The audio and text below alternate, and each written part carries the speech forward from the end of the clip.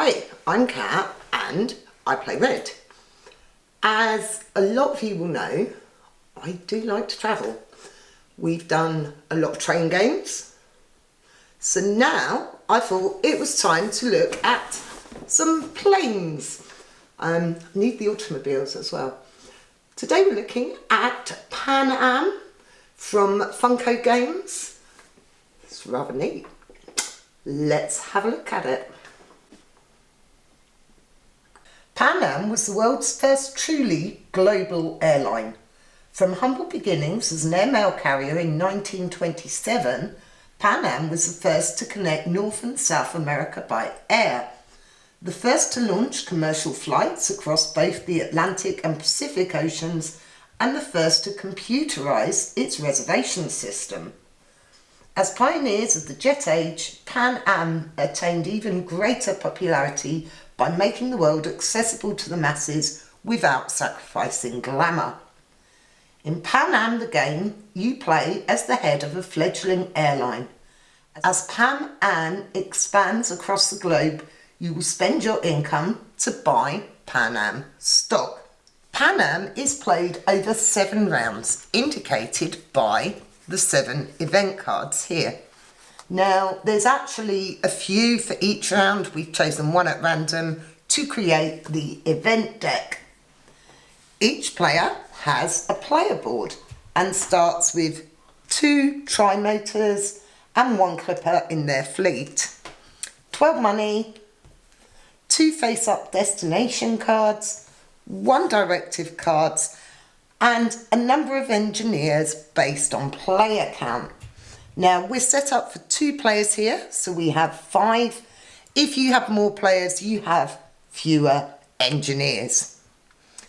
Each round has 5 phases: the event phase, the engineer phase, the resolution phase, and at the end we have the Pan Am phase.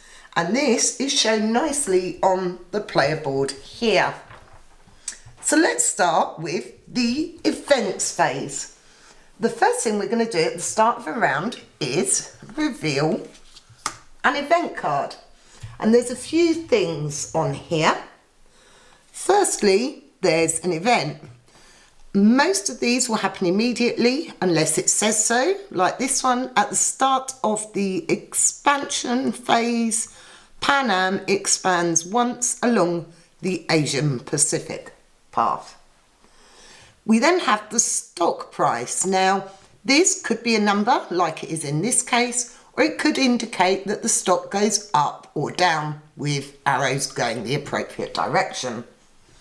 It then shows the number of expansion dice that will be rolled during the Pan Am expansion phase. After the event phase, we move on to the engineer phase. So this is where you're going to place your engineers who are going to do your work for you. Now, any engineers that were placed in the directives area on the previous round will get to place first. Obviously, this is the first turn, nothing there, so we'll place just as usual in turn order. Before we start placing some workers, we're going to have a look at some key concepts of the game. You're going to be building routes across the map. So, yeah, let's, for example, goodness, I can never find the numbers I want. So this is kind of the aim of the game.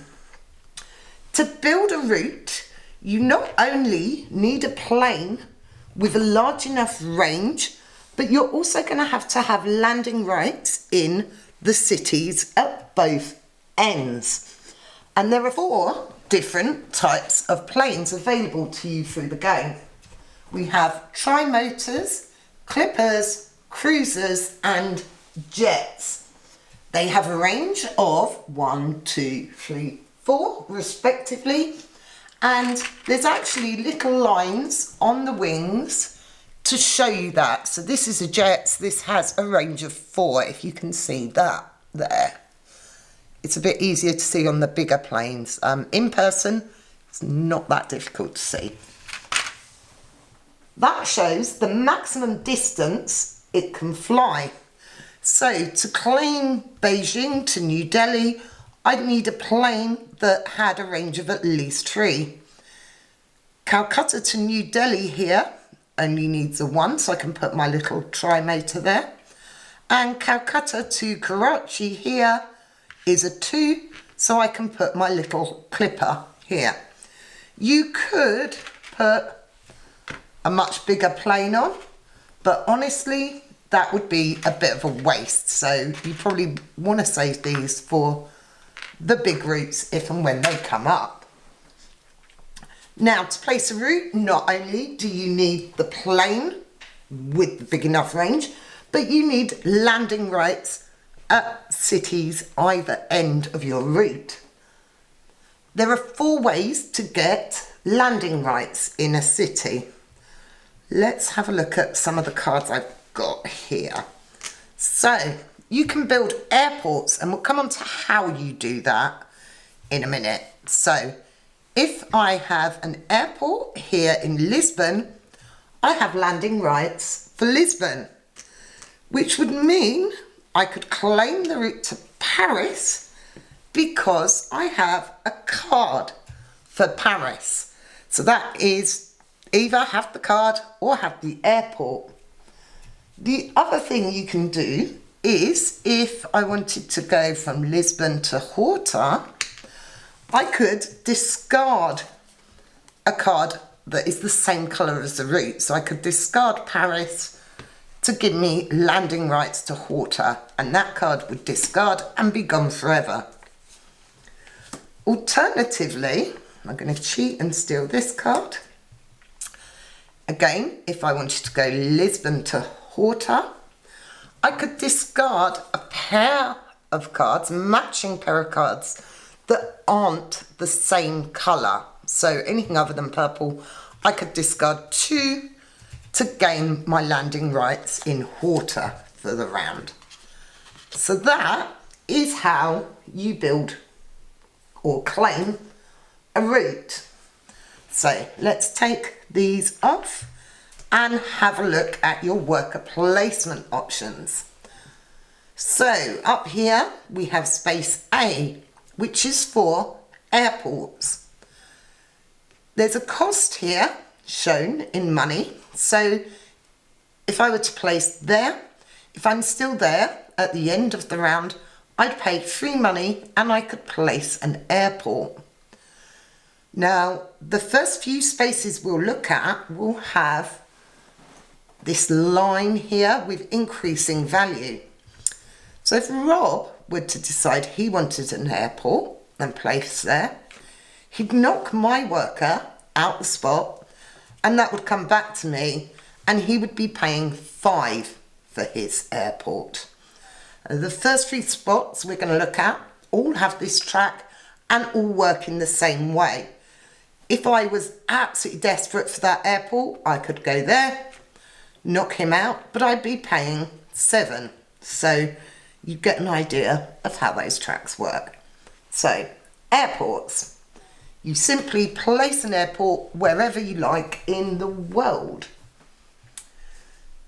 Next up is B, add destination cards. So again, I can place on any of these. Same thing happens if I get bumped off, people are going to pay more to claim one of the 4 specific destination cards. C, we have our planes. This is where you're going to buy more planes to add to your fleet. Now, in the earlier rounds, you only have access to the smaller planes, the trimotors and the clippers. Round 3, your cruisers will open up, and round 6, the jets will open up and become available to buy. So those 3 spaces have all got the tracks that involve paying money. Then down the bottom, we have D, our routes. This is where you're going to place if you want to claim a route. E is the directive space. You're going to take one of these directive cards. They all have special abilities and rule-breaking cards.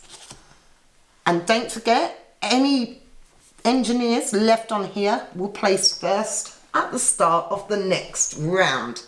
So let's do a couple of bits, get an idea of what we're doing, and then show you the other phases of the game.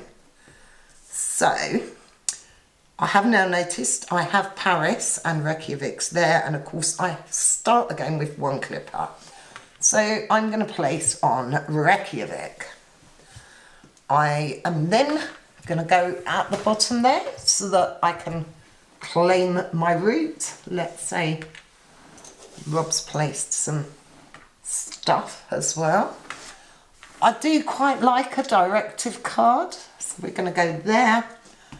And then we're going to try and get some cheap planes. So I'm going to put some tokens out for Rob.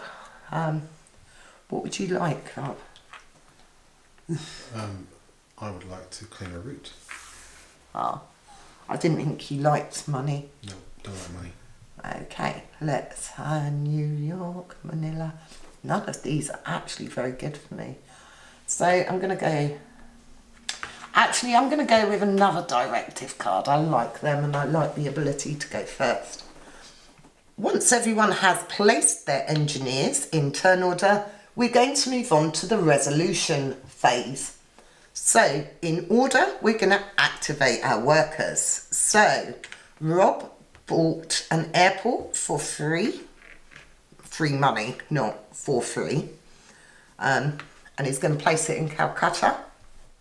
Now, whenever you place an airport, your income on your board here is going to go up by 1. Now, Rob placed that, not me, so my income doesn't go up. Move to B, the destinations. Rob is going to get to take those 2 cards. I am going to take Reykjavik. Pop that there. Now, any cards left over get 1 money on them, and the spaces are refilled at the end of the turn.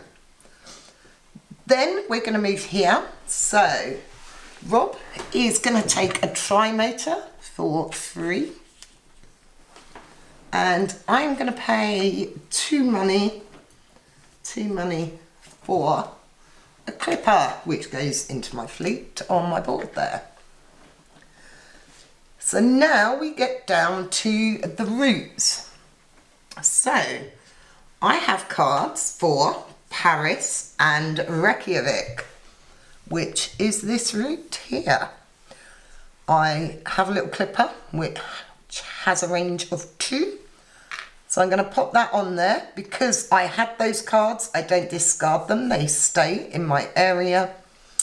And because the route is 2, I'm going to get an income of 2.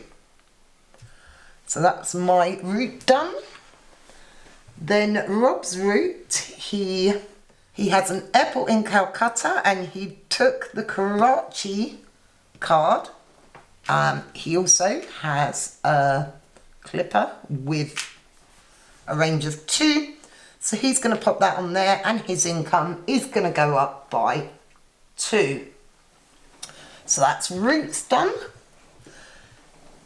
Then we move on to the directives. So I'm going to take 2 directive cards, but my engineers are actually going to stay on that spot for now.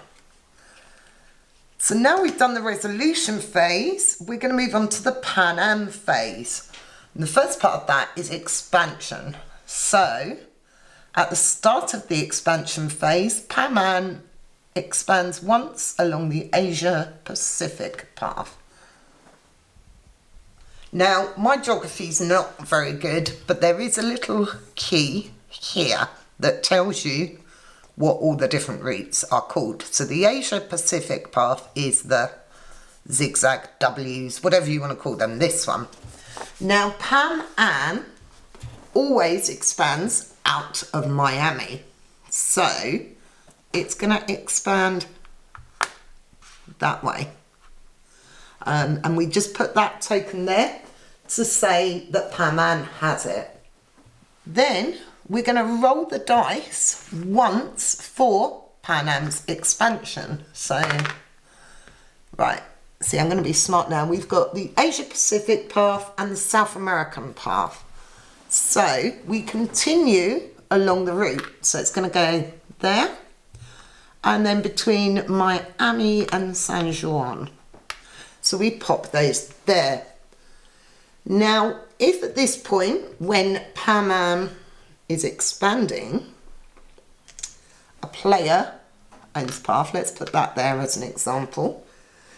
If we were to roll the European path up here, Pan Am would buy this route for me. So I'd take my plane off, I'd lose 1 income, but I'd gain 5 money. My plane would then go back into my fleet and I'd put the Pan Am token on there. This isn't likely to happen turn 1, but it will happen as we go later into the game. After we've done expansion, we're going to do income phase. Now, I get a massive 2 money. Rob would be getting 2 free money, so he'd get his money. And then we'd get the chance to buy stocks. So the current price is 4. I've got 12 money, but I don't want to leave myself completely high and dry. So I'm going to pay 8 for 2 stocks. And I take 2 little share certificates here. They go to my area and take my change. And there we go. We've played 1 round already. So we're not going to do a whole other round because the game is quite simple. But let's have a look at some more examples here. So remove the cruiser tile in the plane area. So this is going to come off and these are going to become available to us now. The stock price is going to go up because that little arrow is going up. So we're going to move that up to 5.